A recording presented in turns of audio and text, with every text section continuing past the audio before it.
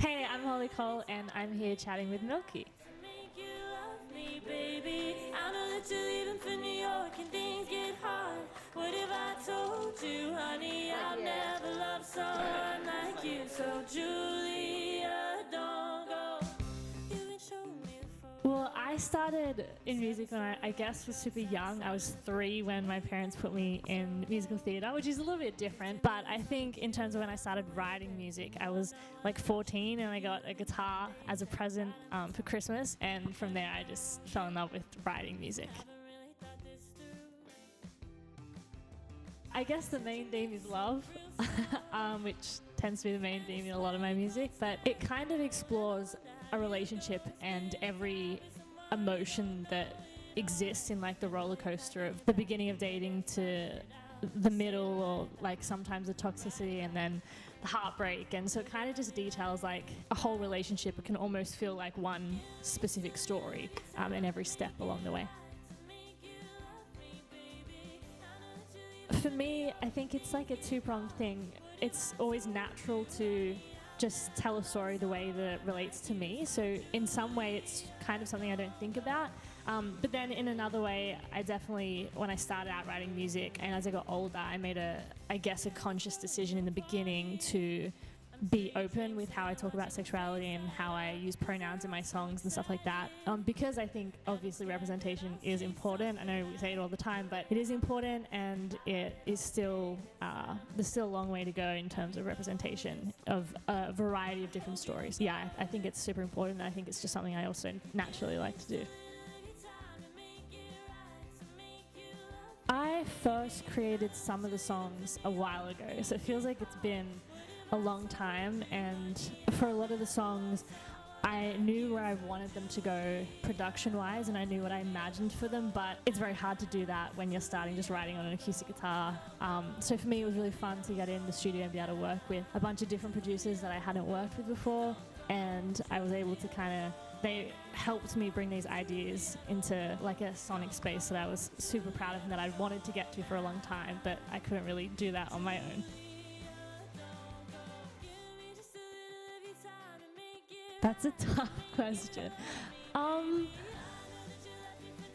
going to think too hard about this because it depends what kind of music they like. I mean, I would maybe say Julia, because I just think it's fun, it's cool production. Can I give 2 answers? I would say Julia, and then on the more narrative-based, kind of heartfelt side, I would say maybe How to Break Up.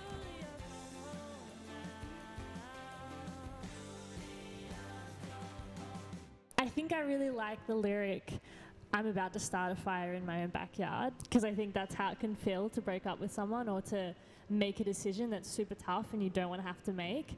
You almost feel like things are flowing well and you're just going to like uproot everything, and that's such a tough, active decision to make. So maybe, yeah, I'm about to start a fire in my own backyard. I'm pretty in control of the creative side of it. I like to, in terms of the visuals, I like to direct and write the story and edit it and kind of do everything when it comes to that. So I definitely, the visual part of the EP is like, or part of any music that I create is such an important part to me. It's almost like my second passion, and I almost see it as anytime I'm writing a song, I see the visual part of it as well, and I always want to create that. So I'm definitely very involved in that. There's really not too many other people in that process. So yeah, I really like to take that on board, sometimes to my own detriment, because it's so like tiring and painful sometimes. But I'm super proud with how these visuals came out. I would say there's a book called The 7 Husbands of Evelyn Hugo. It's it's one of my favorite books, and the story in there kind of a little bit, it is like a little similar to the story that I've created in the Julia Stevens series. There's one particular song on the EP called Lightning, and it's kind of, it draws inspiration from that book and the relationship between Celia and Evelyn in that book. So I think I would have to say probably 7 Husbands of Evelyn Hugo.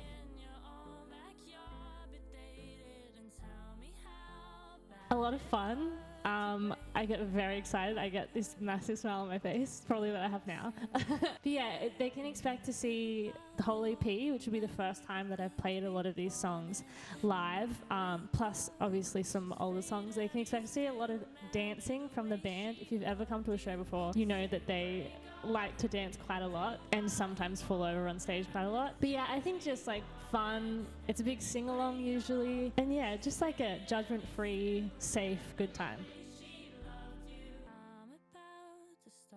It depends. Sometimes I'm not really thinking and I'm just like so in the moment and obsessed with what's happening and like just so happy, and I get like super overwhelmed and the adrenaline really kicks in. Other times I'm probably thinking like, don't forget the lyric, oh my god, I just stuffed up that chord. And sometimes I'm a little bit in my own head. The best times are when like I get on stage and immediately people are singing the lyric, and then that puts me at such ease and it makes me just so consumed with what's happening, and I barely think.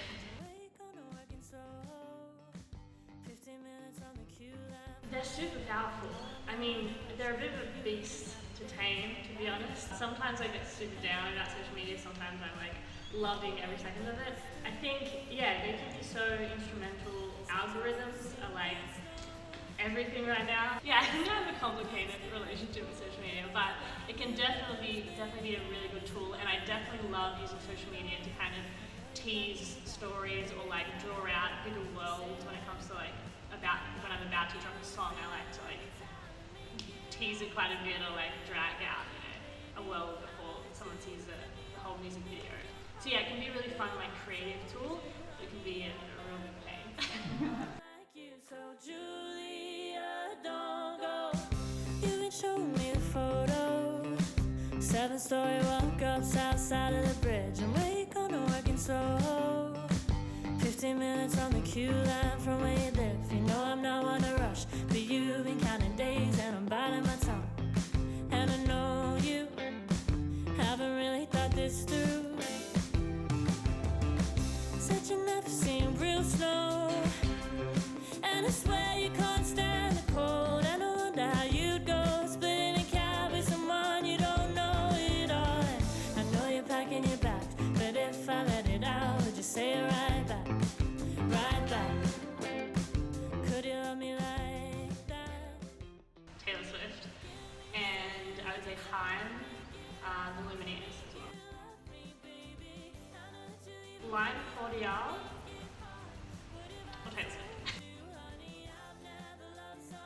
Any Lumineers album, pretty much, or I mean, every answer's Taylor Swift here, but Red, Taylor Swift. Hate to Be Lame by Phineas and Lizzie McAlpine. Ooh, About Time, although it already has an incredible soundtrack, so I wouldn't want to sum that up. Hannah Montana. It would have been like Vanessa and Rossi, absolutely everybody. Christina Aguilera. Taylor Swift. I think it's Vanessa and Rossi. Oh, Britney Spears. One Direction. No one? I played a show in Brussels and it was the most incredible time I've ever had. I would say maybe John Denver, because I listened to a lot growing up with my dad, and so it's like a nostalgic value. Haim. Taylor Swift.